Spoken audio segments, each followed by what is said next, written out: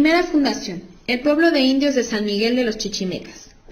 El primer asentamiento en esta región se debe a Fray Juan de San Miguel, guardián del convento franciscano de Acámbaro, quien llegó en 1542 con algunos niños indígenas, posiblemente alumnos de la escuela conventual de Acámbaro. También estuvo presente el cacique otomí Conín, cuyo nombre, al ser bautizado, fue Fernando de Tapia. Él declaró en 1571 que fue el primer poblador y fundador con su gente de los naturales de San Miguel. Es probable que haya vivido en la zona de 1521 a 1530.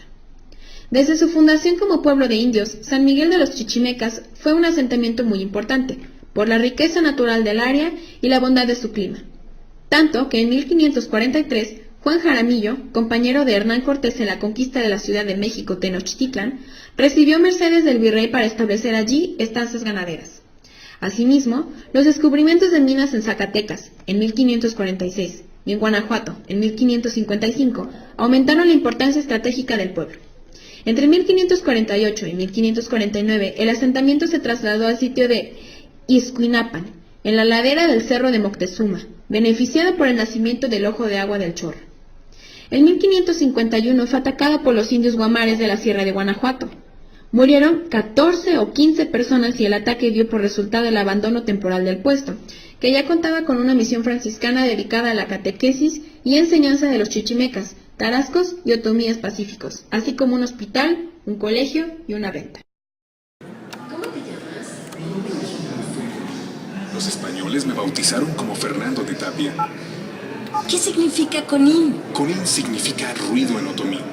En náhuatl me llamaban Naagach, que también significa ruido o zumbido. ¿Y a qué te dedicabas antes de la llegada de los españoles? Era recolector de tributos y recorría a pie desde Jilotepec hasta La Cañada. ¿Cómo fue que te uniste a los españoles? Los soldados españoles necesitaban gente como yo que les ayudara a la conquista, para pacificar y evangelizar a los pueblos indígenas. Yo conocía bien la región y además hablaba varios idiomas. ¿Qué te dieron a cambio los españoles por ayudarles? Me otorgaron muchas tierras e indígenas a mi servicio, así como el cargo de gobernador del pueblo de Querétaro, cargo que ocupé hasta mi muerte. ¿Quiénes fueron los primeros frailes en llegar a Querétaro? Fueron los franciscanos. A ellos también les ayudé a pacificar a los chichimecas, para luego congregarlos o reunirlos para su evangelización. Y luego de tu muerte, ¿quién gobernó el pueblo de Querétaro? Después de 1571, año en que morí, el cabildo indígena quedó en manos de mis yernos, hasta que mi hijo Diego estuvo en edad de gobernar. ¿Quién se quedó con todas sus propiedades? Mi hijo Diego heredó mi fortuna, pero como su única hija se metió de monja, el convento de Santa Clara quedó como heredero universal de los Tapia. ¿Cuándo comenzaron los españoles a poblar y dominar el pueblo de Querétaro? Muchos caciques indígenas murieron tras la epidemia de 1576, y entonces el virrey repartió las tierras que habían quedado sin dueño a colonos españoles. ¿Cuándo terminó en Querétaro la autonomía del gobierno indígena? En 1578, al instalarse la Alcaldía Mayor de Querétaro sobre el cabildo indígena. Las reformas borbónicas.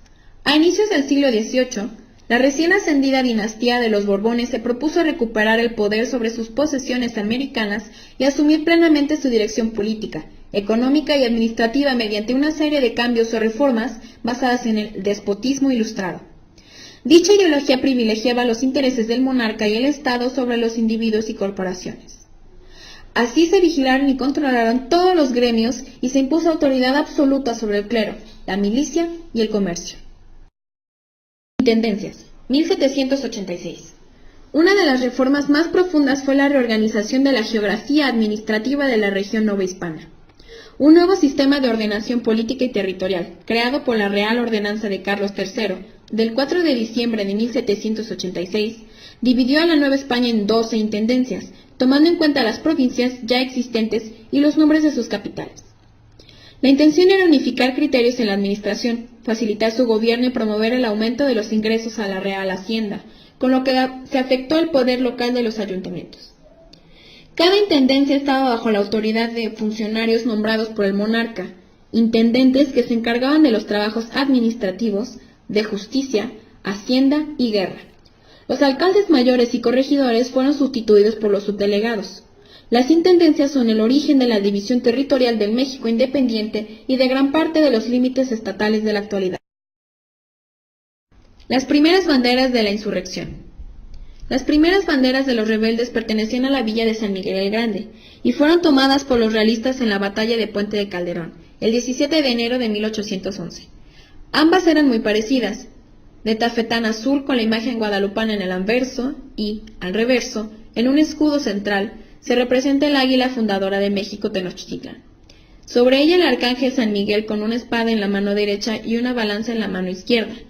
El escudo está orlado de trofeos de guerra, lanza, alabarda, cañones, un arco y un tambor, 2 guiones terminados en farpas o picos y, sobre cada uno, 2 aspas nudosas o cruces de Borgoña, divisa utilizada en las banderas de la monarquía española. Su iconografía sintetiza los motivos del levantamiento y las aspiraciones de la primera insurgencia, el repudio a los franceses, la lealtad a Fernando VII y la protección de la Virgen de Guadalupe, a un tiempo valor religioso fundamental, símbolo del patriotismo criollo y emblema de identidad insurgente. La Guerra de Independencia en sus inicios. El 16 de septiembre de 1810 estalló en Dolores, Guanajuato, una insurrección que derivó en una guerra de más de una década y cuya principal consecuencia fue la separación política de México respecto a España al declararse consumada la independencia el 28 de septiembre de 1821. Las etapas del movimiento insurgente fueron varias, así como muy distintas entre sí, y en cada una de ellas se destacaron diferentes personajes con pensamientos y proyectos también muy distintos. La primera de estas etapas corre desde el momento del llamado Grito de Dolores, en septiembre de 1810, hasta la muerte de los principales jefes de la insurgencia, entre ellos Ignacio de Allende y Miguel Hidalgo, en junio y julio de 1811 respectivamente. Bueno, ¿qué tal le parece la arquitectura de este edificio? Pues acabo de llegar hace ratito, pero pues creo que está muy bien hecha y se me hace muy inteligente de la persona que la construyó porque usó muchas cosas espirituales para basarse en esta arquitectura tan elaborada. Muy bien, muchas gracias.